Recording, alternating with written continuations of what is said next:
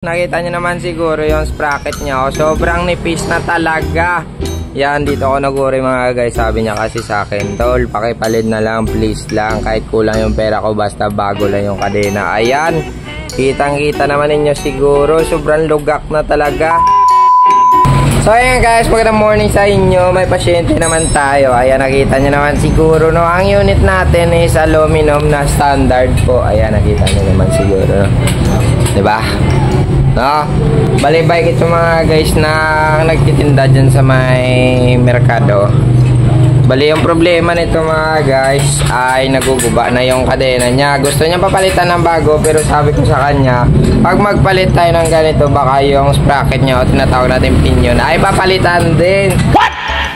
Eh ayaw niya daw palitan kasi nga kulang ba yung budget niya. Eh sabi niya sa akin, try lang natin kung pwede lang ba ganito.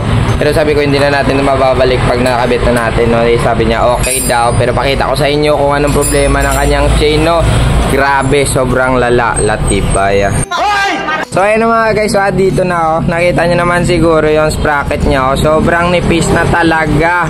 Yan, dito ako naguri mga guys. Sabi niya kasi sa akin, tol, pakipalit na lang, please lang. Kahit kulang yung pera ko, basta bago lang yung kadena. Ayan, kitang-kita naman ninyo siguro. Sobrang lugak na talaga. Ayan, gagawin na lang natin, oh. Gigisiin muna natin ninyo. Ang brand pala ng chain natin mga guys is Ragusa, no? Ragusa 8-speed ito. Yan, pinalabas ko na. So ayan mga guys, pakita ko muna sa inyo kung paano natin putulin, no? Ganito yung paggamit ng chain cutter natin, no? Ayan. Ayan, sobrang humok na lang mga guys kasi nga nadadamage na yung chain nya. Ayan. So ayan, naputol lang ni Maninoy. Then tamang ikot ng pag ganon para matatanggal. Ayan, magdadakyo siya. Ayan, nahulog na.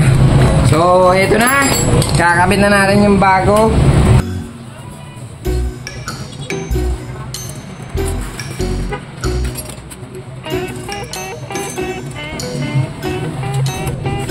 So ayan na, pinuputulan muna natin, no? Kasi sobrang haba talaga.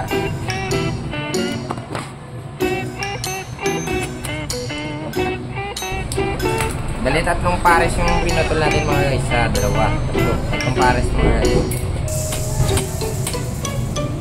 Eh, isusugpo na lang natin.